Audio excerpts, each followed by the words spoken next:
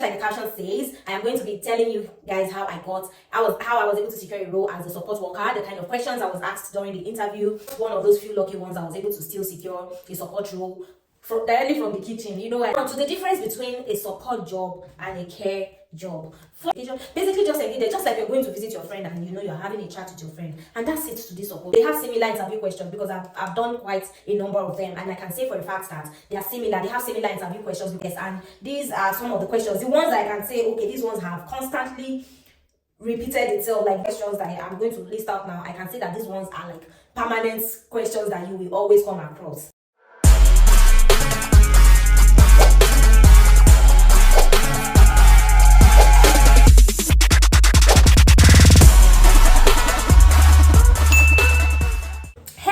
Welcome back to my channel once again. If this is your first time of coming across this channel, you are very much welcome. On this channel, I share my experiences as an international student here in the UK, life as a student, life as a part-time worker, life as a mother, just everything generally. And we also share food recipes on this channel. So if these are topics you're interested in, please do well to subscribe to this channel. Thank you so much. And if you're a returning subscriber, you are very welcome back once again. So today, just like the caption says, I am going to be telling you guys how I was able to secure a role as a support worker, the kind of questions I was asked during the interview, and also the difference between a support work and a care role. There's actually a difference between a caregiver and a support worker. So I'll be stating all of these in today's video. So please stick around. Don't go anywhere. First of all, a care assistant role is very different from a support worker. For you to get a support role in the UK, most times you will need at least few months experiences in the UK. You must have worked in the UK as a carer for maybe 3 months, at least 3 months, before you can go ahead to apply for a support role. Yeah, so in my case, see guys, I don't know, I was just lucky. I would say I'm one of those few lucky ones, that just went from a role of a chef straight to a support role, but I have the experience, on my CV it says that I have lots of experiences from Nigeria, but I'm just one of those few lucky ones I was able to still secure a support role directly from the kitchen. You know what I mean? So those of you that have been following this channel, I've been working here in the UK as a chef since I came in August. I've been working as a chef, but I quit the job, and that's because I wasn't getting enough shifts. Yes, I wasn't getting as much shifts. As a student, you're meant to work 20 hours per week, and I wasn't even getting up to 20 hours. Sometimes I wasn't even getting up to 10 hours per week. They weren't calling me that much. Initially, when I joined, I was working back to back. I was really very active on the job. I was getting, and that was before school resumed. That period between August and September, before school fully resumed, I was working more than 30 hours a week. And that's because school hadn't resumed. So I don't know, the moment school resumed, maybe for some reason, maybe they just got scared of the fact that, okay, they didn't want to encourage me to break the 20 hours rule. I don't know what their reasons were, but I wasn't getting enough shifts, and the lesser shift, the lesser money. So I wasn't getting paid enough, to support the family. So sometimes they'll only call me when they need me, maybe once in 2 weeks sometimes. So it got to that point. So I just had to leave. And their excuse was that the pub was becoming quiet. At some point in the year, the sales are usually high and sometimes it's low, so according to them, that was the reason why I wasn't getting enough shifts. That excuse wasn't going to do it for me. At least I have bills to pay, so I had to look elsewhere. And as you all know, care support roles, these jobs are like the most common here in the UK. And that's not to say that you can't do any other job as a student, no. But these ones are like the ones you can get, easily like that. So I applied for a care work, which was a domiciliary work. I did a video on that. If you haven't seen it, please go back to the 2 previous videos I did and watch it. I did that one for a few days. I couldn't cope with that, but along the line I applied for that one and a support role, side by side. I was applying for both of them together. I applied for both of them almost at the same time, so I was following through the process almost at the same time. I was like, okay, whichever one comes first. So fortunately, the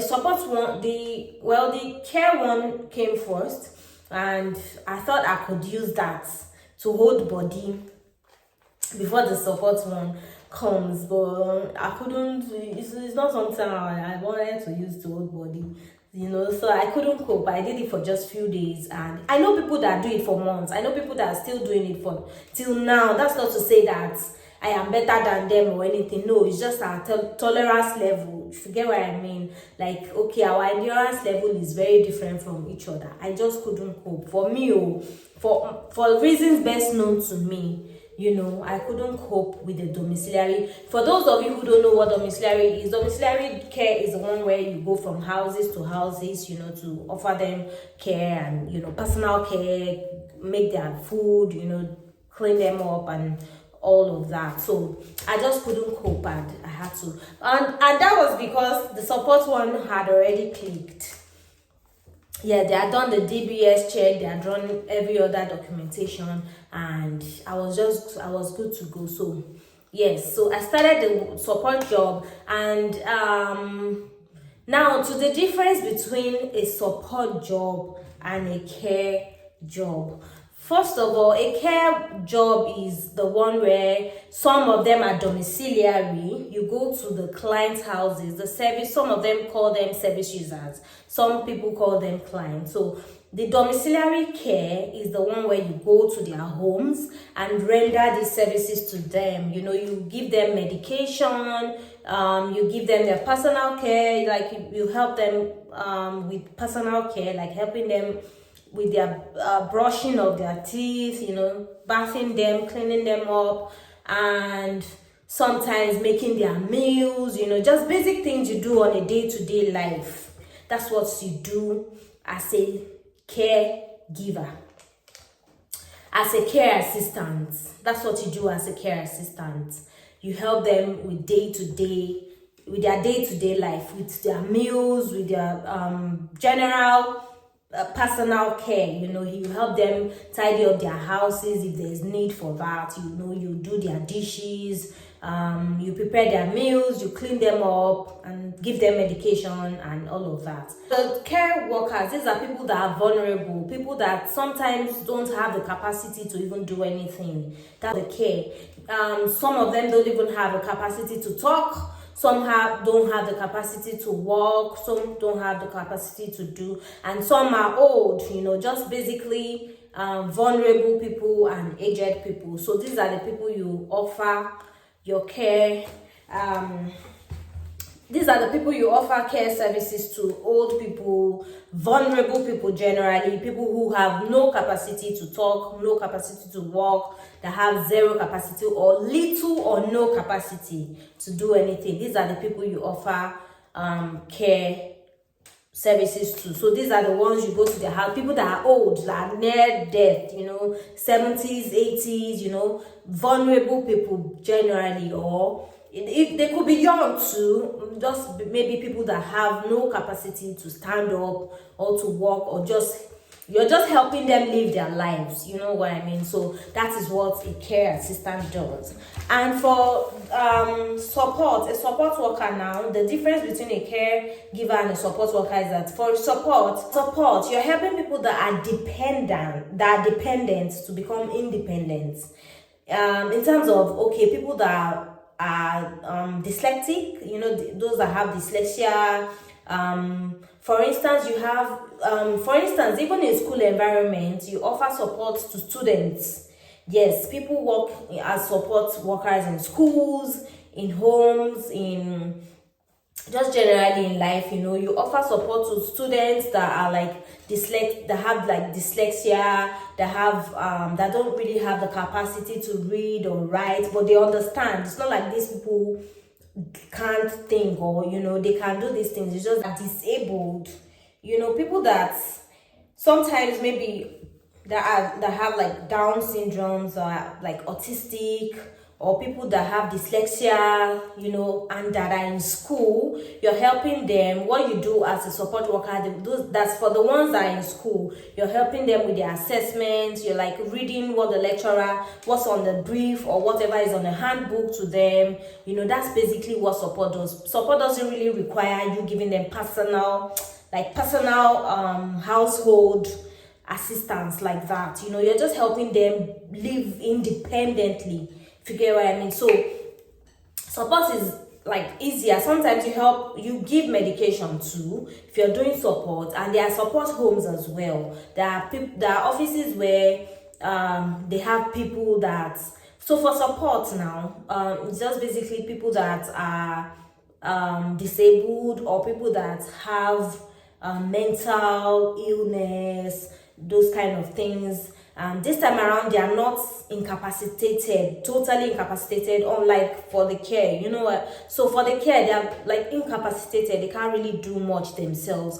But for support, these people, some of them are very independent. It's just that sometimes maybe abuse of drug, these people, maybe people that need rehab, or people that are wheeled to a chair, that are like on a wheelchair. You help them with their shopping, their personal shopping. You go out with them, you engage them in conversations, or if you're in their homes, all you do is go there, engage them in chats, and give them medication too, and also just basically engage them in conversations. If they need to do shopping, you follow them, you just assist them. This one is just basically assisting them live independently. So you're not like cleaning their homes, or cooking for them, or cleaning them up, or just those basic household things. No, those ones are for carers.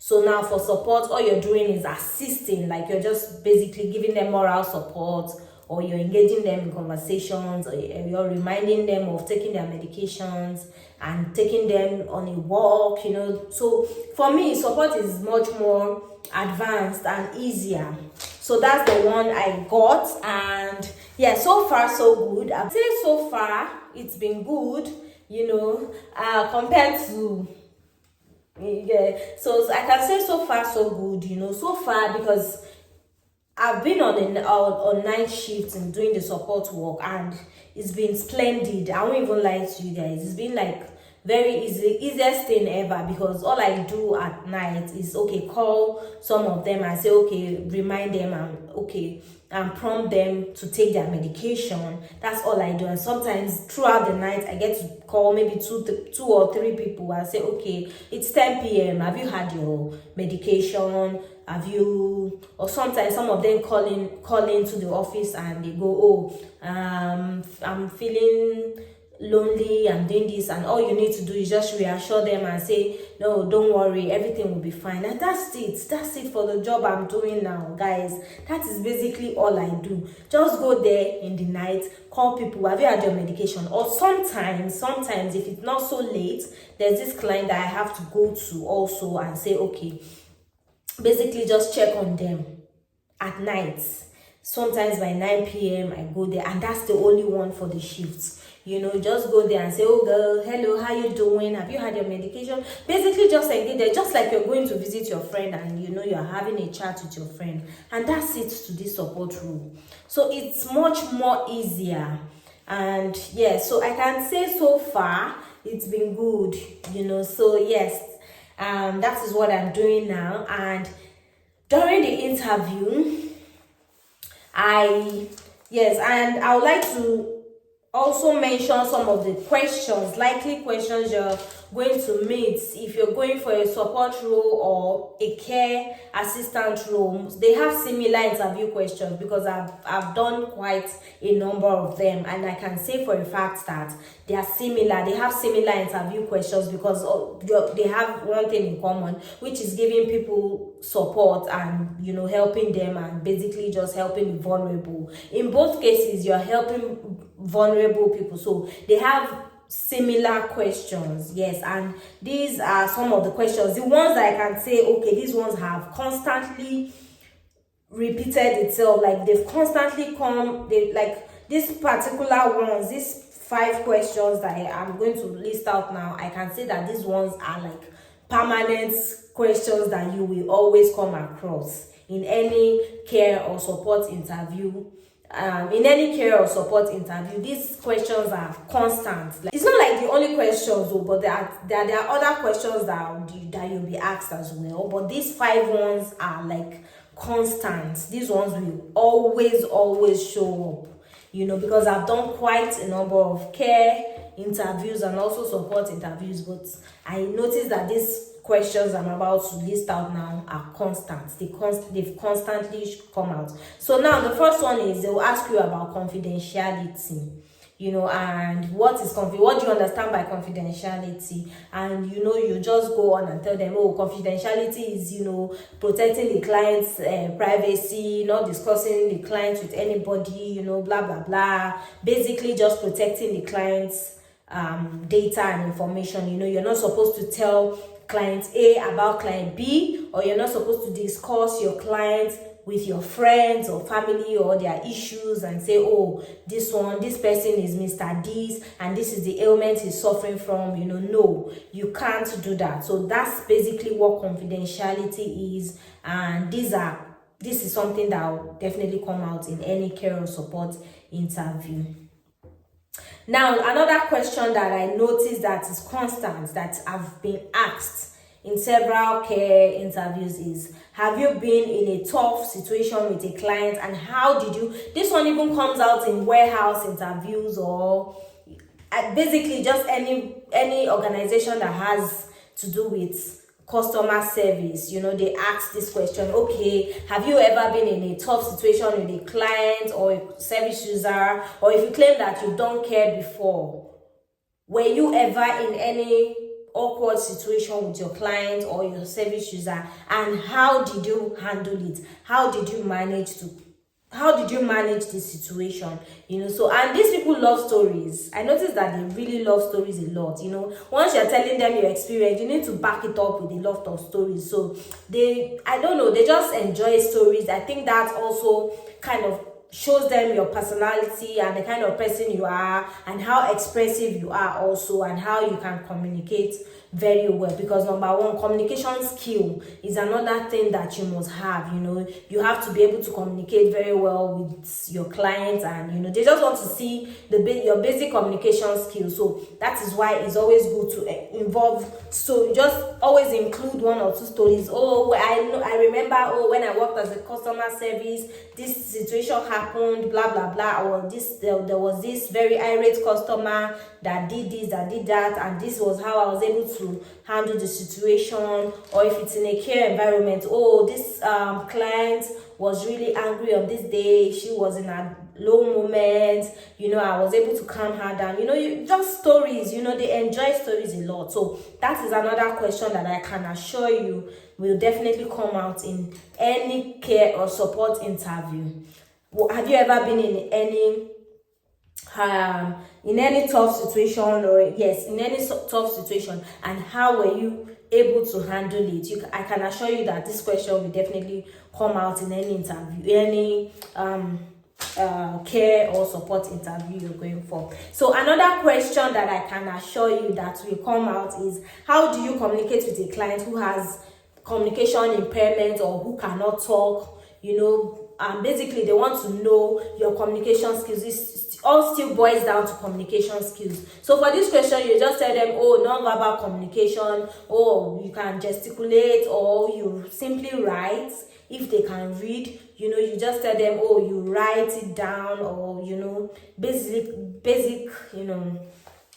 So another thing is, they will always ask is, what is safeguarding? What do you understand by safeguarding?